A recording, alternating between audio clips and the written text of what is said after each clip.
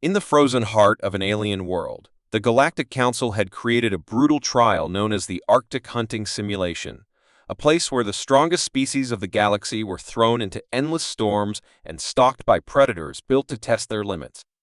No creature had ever escaped it. Some lasted days, most only hours, before cold or claws ended them. The arena itself was merciless.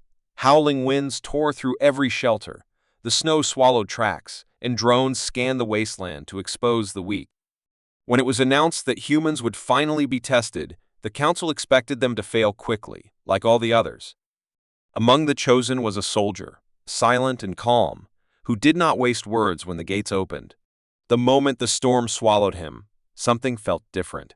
While others ran, screamed, or tried to fight, he walked steadily into the blizzard as if the snow belonged to him.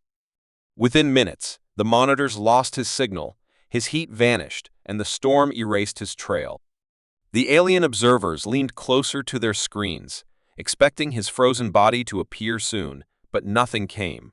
For the first time in the history of the simulation, the prey had disappeared without a trace. The alien hunters had laughed at first, convinced that the human who vanished into the storm would soon be found frozen stiff beneath the snow, but as hours stretched into days, their amusement turned into unease.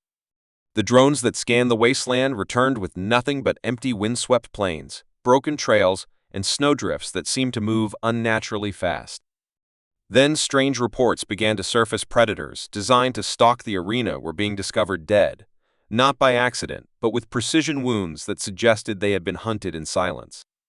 Each corpse carried marks of careful planning, as if the human had studied their weaknesses and struck at the right moment, leaving no sign of his presence. The Council grew restless. The arena was supposed to be inescapable, yet the human had not only survived the storm, but had begun bending it to his will. He used the blizzard like a cloak, vanishing into its cover before the eyes of advanced trackers. Even the sharpest scanners could not lock onto his form, as if he had learned to move with the rhythm of the storm itself. Whispers filled the observation hall, rumors spreading that the human was no longer prey but something else entirely, something the simulation had never been designed to face. Every new drone sent into the blizzard carried the same fate: static images of shifting snow, sudden flashes of movement, and then silence. The arena, once feared as an execution ground, was turning into his hunting ground.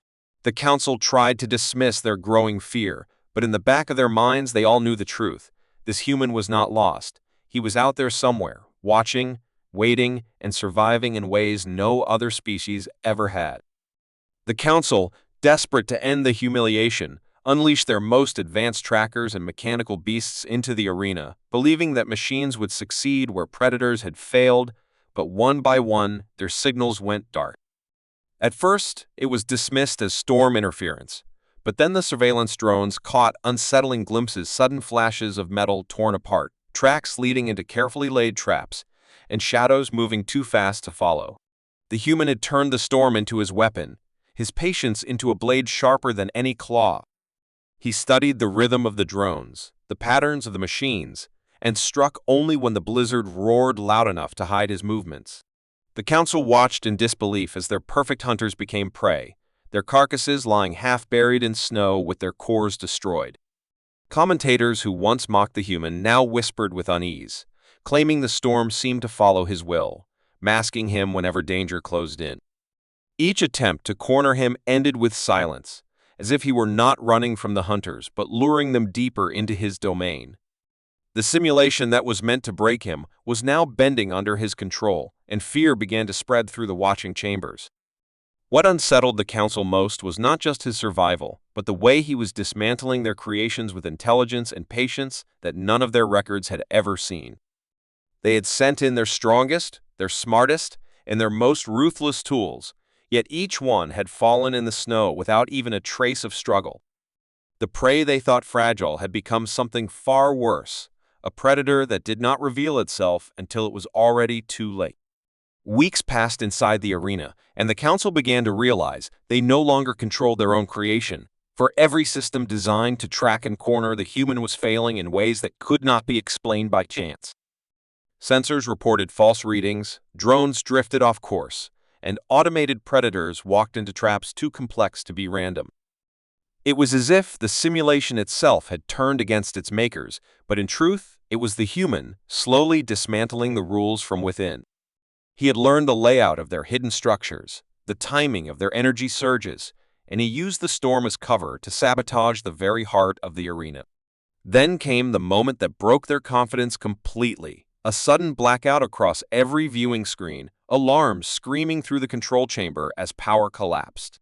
Engineers scrambled, believing it was an internal fault, but when the systems flickered back, the entire arena stood eerily silent. The predators were gone, the drones were shattered, and the snowstorm raged on, but there was no trace of the human anywhere. Desperate searches revealed nothing, not even a body, only scattered signs of tampered equipment buried under the ice. The arena, once thought impossible to escape, was empty. The prey had not only survived but walked out on his own terms, leaving the council with a terrifying realization they had built a perfect prison, and the human had broken it without leaving a single answer behind.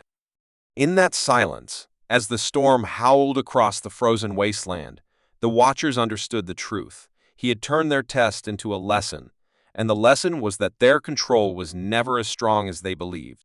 The council sat in silence as the final report came in. No trace of the human had been found, no body, no heat signature, nothing but a storm that continued to howl across the empty arena. For centuries, the Arctic hunting simulation had been a symbol of their authority, a stage where they proved to the galaxy that no species could resist their power. Yet now it stood broken, its reputation shattered by a single man who walked into the snow and never returned. Rumors spread quickly beyond the chamber, carried by frightened voices who had seen the impossible happen before their own eyes. Whispers reached distant worlds, telling of a human who hunted predators, who erased machines, who vanished into storms as if he belonged to them. Other species began to ask questions, wondering what would happen if more humans were unleashed into such trials, or worse, into real wars where the stakes were far greater. The council tried to bury the failure, but fear was a shadow they could not hide, for legends had already been born in the minds of those who watched. Somewhere out there, beyond the frozen wasteland, a human still walked free, not as prey, not as a survivor, but as a reminder that control was an illusion. The lesson left behind in the snow was clear. Humans were not creatures who followed the rules of the hunt. They rewrote them, turning every weakness into strength and every trap into opportunity. In the storm's endless roar, the galaxy heard a warning it would never forget.